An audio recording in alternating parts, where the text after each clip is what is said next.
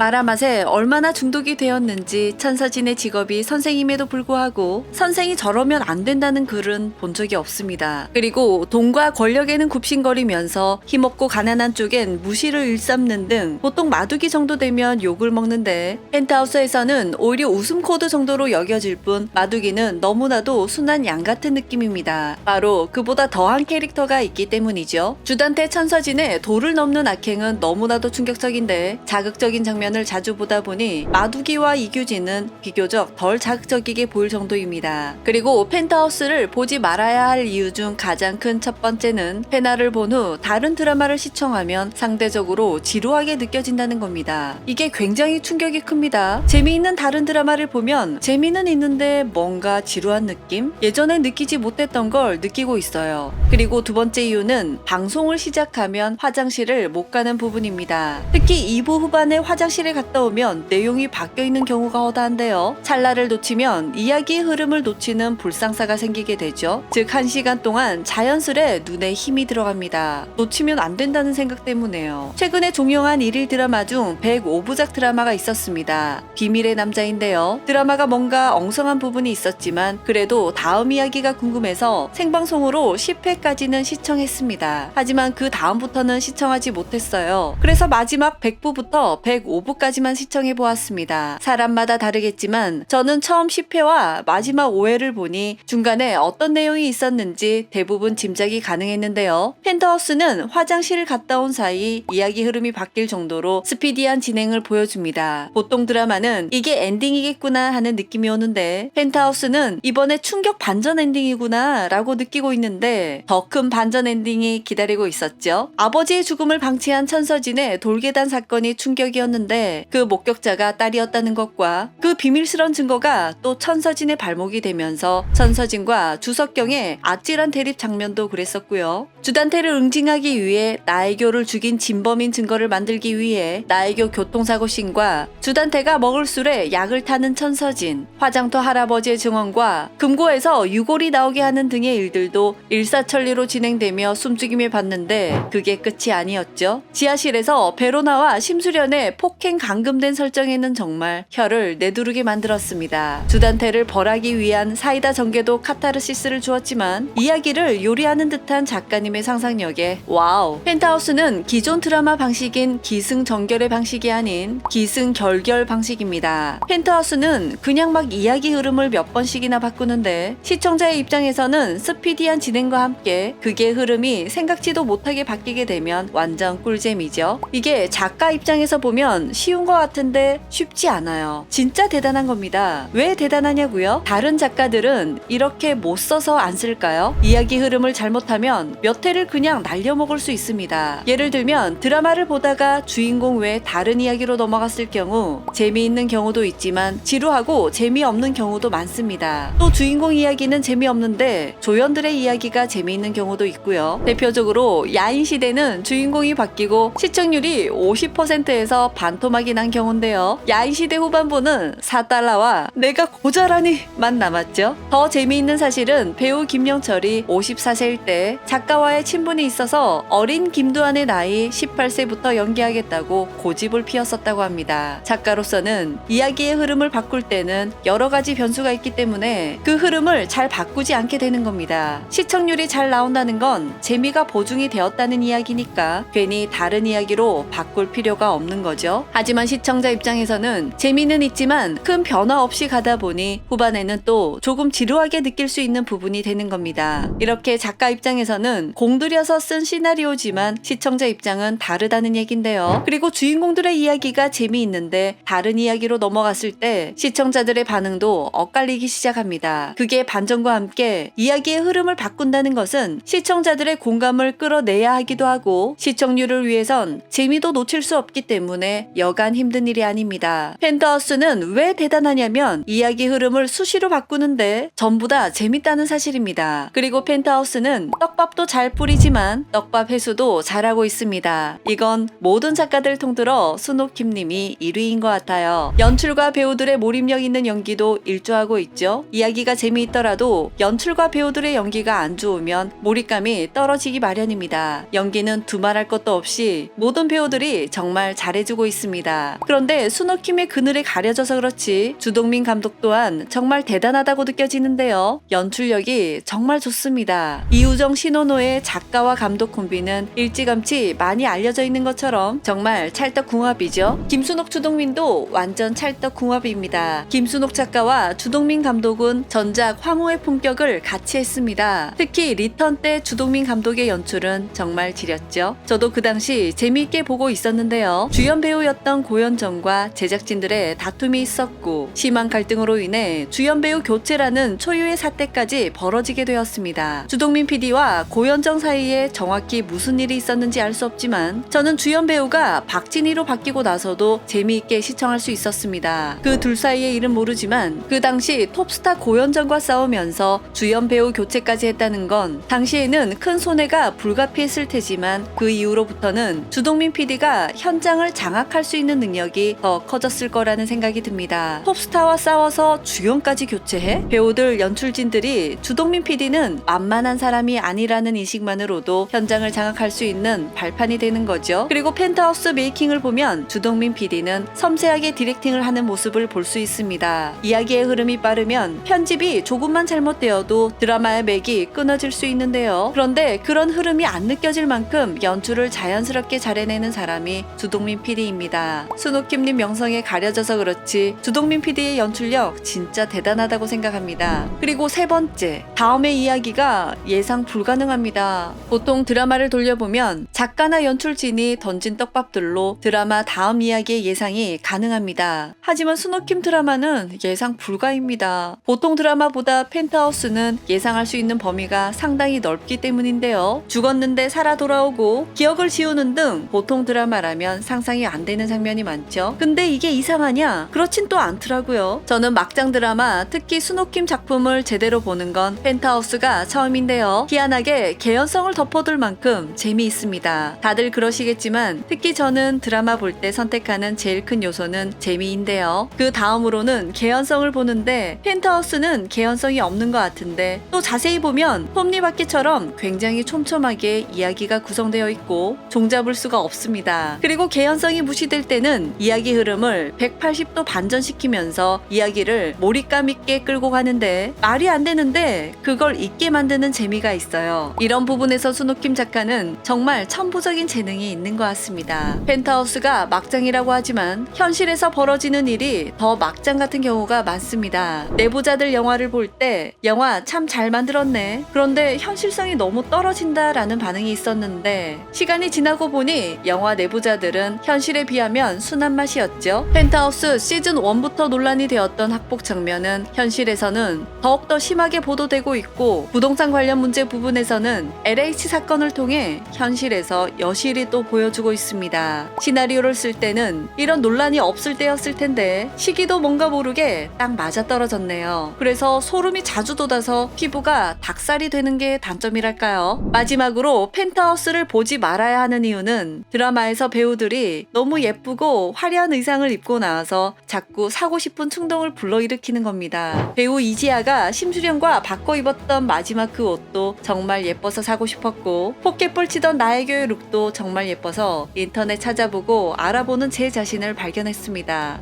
성로 커플을 이어주었던 초코우유는 말할 것도 없고요. 커피베이 딸기 주스도요. 타 드라마에 비해 PPL이 과하다고 느껴본 적은 없는데 전에 없었던 구매욕을 불러일으키는 펜트하우스입니다. 여러분도 혹시 저처럼 구매욕을 불러일으킨 아이템이 있었나요? 근데 이렇게 쭉 나열해보니 보지 말아야 될 이유가 어찌 좀 애매하게 되었네요. 사실 만우절 기념 영상으로 제작하려 했는데 말이 길어졌습니다. 그리고 개인적으로는 슬기로운 의사생활 시즌2와 펜트하우스 시즌3는 방송 시기가 안 겹쳤으면 했는데 확률적으로 방송 시기가 겹칠 것 같습니다. 물론 방송 요일은 다르지만요. 지난해 정말 재밌게 봤던 슬기로운 의사생활인데 펜트하우스를 보면서 슬기로운 의사생활을 보면 또 어떤 느낌이 들지 궁금해지네요. 여러분은 어떻게 생각하시는지 함께 의견 나눠주시길 바랍니다. 이상 두중이는 다음 영상으로 만나요. 그럼 안녕!